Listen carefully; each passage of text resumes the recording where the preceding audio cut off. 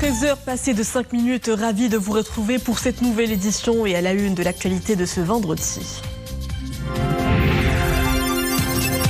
Flambée des prix des denrées alimentaires, la commission interministérielle de haut niveau chargée de la veille de l'état d'approvisionnement des marchés nationaux a tenu hier sa seconde réunion. À la clé, éviter la surenchère et préserver la sécurité du consommateur et son pouvoir d'achat.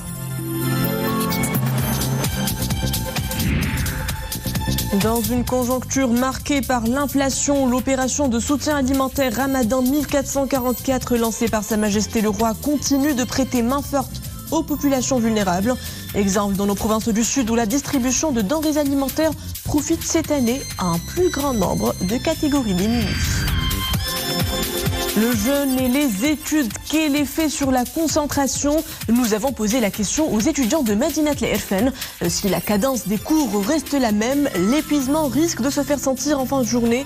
Comment y remédier? Nous aurons la réponse d'un nutritionniste. Bonjour, flambée des prix à la une de l'actualité. Pour éviter la surenchère et faire le suivi des prix des denrées alimentaires de base, la commission interministérielle de haut niveau chargée de la veille de l'état d'approvisionnement des marchés nationaux a tenu hier sa seconde réunion, l'occasion d'examiner les moyens à mettre en œuvre pour satisfaire les besoins du marché national et préserver la sécurité du consommateur et son pouvoir d'achat. Madame Smir et Samir Barka. C'est la seconde réunion de suivi de la commission interministérielle chargée de la veille sur l'état d'approvisionnement des marchés et des prix durant ce mois de Ramadan. Ont été examinés les moyens de mettre en œuvre les différentes mesures nécessaires pour satisfaire les besoins du marché national et garantir un stock suffisant et régulier de tous les produits de base. Une baisse des prix se fera lors de ce printemps avec la récolte abondante de certains légumes comme la tomate et les pommes de terre. Les prix ont commencé à baisser ces derniers jours. Pour ce qui est de l'approvisionnement du marché national et les exportations, la priorité est toujours accordée au marché national. Les produits généralement très consommés au mois de Ramadan sont en quantité suffisante dans les marchés nationaux. Le volume de la production prévue dans les prochains jours aura certainement une incidence positive. Des solutions innovantes susceptibles de parer à la flambée des prix des denrées alimentaires dans l'objectif de conserver le pouvoir d'achat des citoyens ont été également soulevées lors de la réunion. De nouvelles solutions font l'objet d'un examen quotidien dans les centres et les régions. Les prix de certains produits resteront inchangés dans les semaines et mois à venir, tandis que certains prix commencent déjà à baisser, comme c'est le cas de la tomate. Les efforts déployés par les autorités locales et l'ensemble des départements pour contrôler les marchés font état du contrôle de pas moins de 60 000 points de vente depuis le début du mois de Chaban au 5e jour de Ramadan. La question des prix des denrées alimentaires a également dominé les travaux du Conseil de gouvernement. L'exécutif annonce continuer à œuvrer pour le retour des prix à un niveau raisonnable et normal. Concernant l'état des stocks, le porte-parole du gouvernement, Moustapha Beitas, précise que le stock stratégique du blé tendre dépasse les 3 mois, tandis que celui du blé dur dépasse les 2 mois, un produit subventionné par le gouvernement pour qu'il n'y ait aucune hausse. Concernant les bovins importés du Brésil, ceux-ci ont été examinés dans un laboratoire avant leur admission au Maroc pour s'assurer de leur bon état de santé. Un processus qui ne tolère aucun laxisme, précise le ministre. Une inflation persistante à l'heure où l'économie nationale est en proie à un net ralentissement de sa croissance. Sachez que celle-ci se situe à 0,5% au lieu de 7,6% durant le même trimestre de l'année précédente. Un repli que confirme l'arrêté des comptes nationaux du 4e trimestre de 2022 du Haut Commissariat au Plan. Dans ce contexte inflationniste, la solidarité prend le dessus pour apporter aide et réconfort aux catégories sociales vulnérables. L'opération de soutien alimentaire Ramadan 1444 lancée par Sa Majesté le Roi s'élargit sur l'ensemble du territoire national. Dans nos provinces du Sud, la distribution de denrées alimentaires profite actuellement aux ménages démunis. Cette année, l'aide augmente de 20%. Exemple dans l'un des points de distribution de l'Ayoun avec Boukam Rabrit, Mustafa Khouya et Mahjoub Kaziza. L'action de solidarité initiée par la Fondation Mohamed V pour la solidarité à l'occasion du mois sacré de Ramadan concerne quelques nécessiteux issus des milieux ruraux et urbains relevant de la province de l'Ayoun. Mise en œuvre suite aux hautes instructions de Sa Majesté le roi Mohamed VI, l'opération bénéficie à quelques 8254 ménages dans la province de l'Ayoun. C'est une action de solidarité qui nous fait chaud au cœur. Nous remercions vivement Sa Majesté le roi. C'est un geste de solidarité qui nous réconforte beaucoup. Nous sommes contents de recevoir cette aide alimentaire. L'initiative de solidarité apporte du soutien à de nombreuses familles dans le besoin.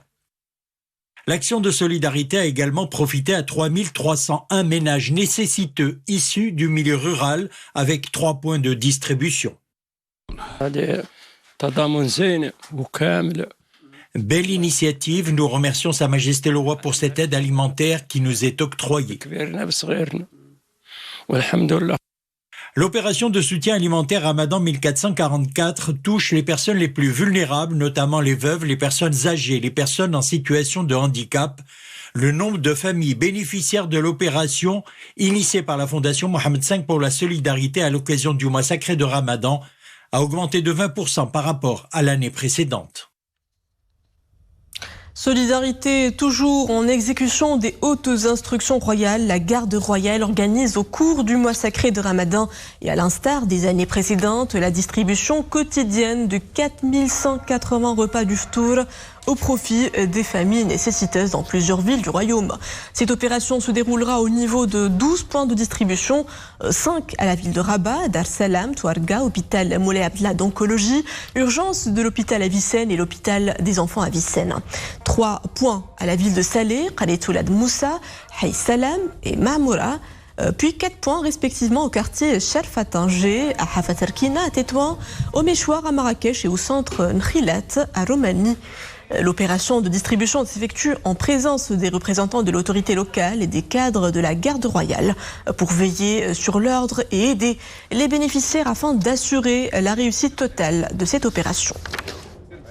Direction à présent la ville sainte d'Al-Quds Al-Sharif où l'agence Baytman Al-Quds Al-Sharif a inauguré l'unité de vigilance, de coordination et de suivi des urgences financées par le Royaume du Maroc.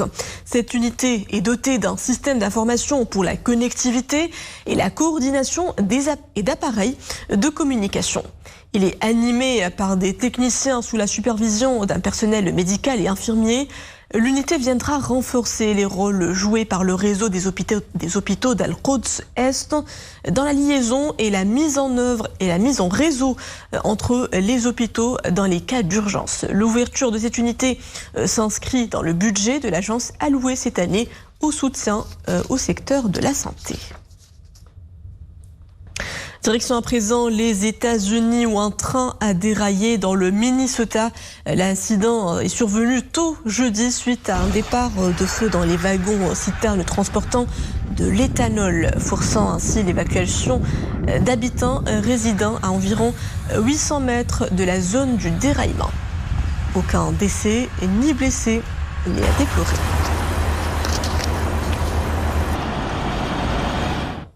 Et les flammes continuent de ravager plusieurs régions de la rive nord de la Méditerranée. Dans les Asturies, 116 feux de forêt d'origine climatique ont éclaté dans plusieurs zones. À Baldès, la circulation reste interrompue, sauf pour les véhicules de secours. Le trafic ferroviaire est également coupé à la hauteur de Cadabedo. 150 soldats de l'unité militaire d'urgence assistés par une vingtaine d'engins tentent de circonscrire les flammes. Au total, 174 personnes de 39 habitations ont été évacuées. Retour chez nous et en ce mois de jeûne, nous nous intéressons au quotidien de nos étudiants. Quelles habitudes adoptent-ils un séjour béni?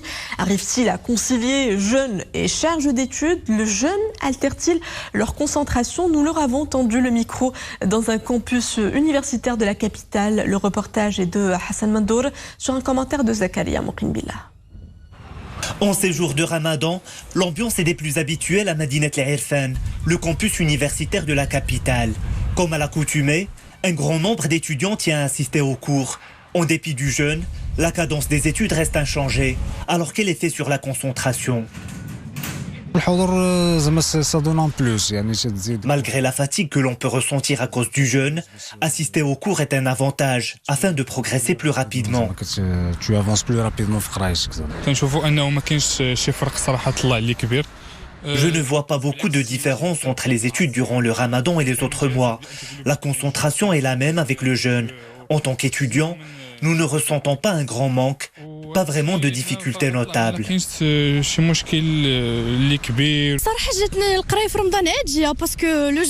je suis à l'aise avec les études, surtout que j'ai des horaires en après-midi. Cela m'arrange. Ça me pose pas de problème, c'est normal. Si la plupart semblent s'adapter tant bien que mal, le jeûne semble bien avoir des conséquences sur la concentration, surtout à l'approche de l'heure du ftour. Mais en adoptant des habitudes saines, les étudiants peuvent tirer un maximum de bénéfices durant le mois sacré. Nombre de facteurs peuvent altérer la concentration des étudiants et chambouler leur équilibre dans l'insomnie due aux sorties et aux habitudes ramadanesques. Les étudiants peuvent donc veiller une longue période. Cela se répercute sur leur concentration. On peut également citer les repas riches en lipides et sucres ou l'absence du repas du suhour. En cette période, les étudiants n'ont qu'à opter pour une alimentation équilibrée, riche en éléments favorables à la concentration. Choline présente dans les œufs, oméga 3 et ses vertus anti-inflammatoires, magnésium et vitamine B6. Des aliments présents dans le blé complet, les fruits et légumes, les viandes et les dérivés de produits laitiers, qui peuvent se révéler être le meilleur allié des étudiants durant le jeûne. Coup d'œil à présent sur les couleurs du ciel. Celui-ci sera bien clair ce week-end avec des températures au beau fixe. Bonne nouvelle, le mercure est en baisse progressive avec toutefois un temps assez chaud prévu sur les plaines à l'ouest de l'Atlas, l'intérieur des provinces du sud et le Souss. Retenez des minimales de l'ordre de 5 à 11 degrés sur l'Atlas, le Rif et les hauts plateaux orientaux. Puis il fera entre 10 et 16 degrés sur le nord de l'Oriental, les plaines nord et centre. Le thermomètre affichera entre 21 et 27 degrés sur l'extrême sud et entre 16 et 21 degrés partout ailleurs. Avant de refermer ce journal, je vous laisse apprécier cette soirée ramadanesque aux couleurs du patrimoine spirituel. À Rabat, les nuits du mois sacré sont ponctuées d'événements de Samah et Madih tenus par le conseil de l'arrondissement Hassan.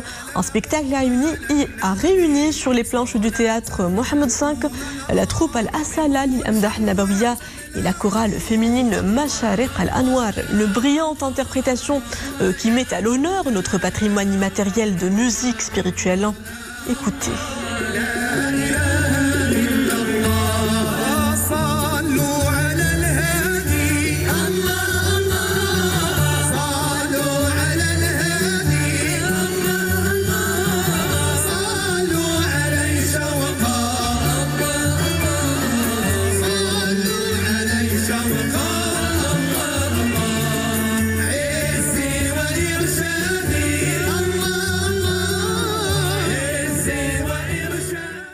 Et c'est ainsi que s'achève cette édition. Merci à vous de l'avoir suivi. Retrouvez tout de suite votre télédiario en compagnie de Nedal Bouhmala. À demain.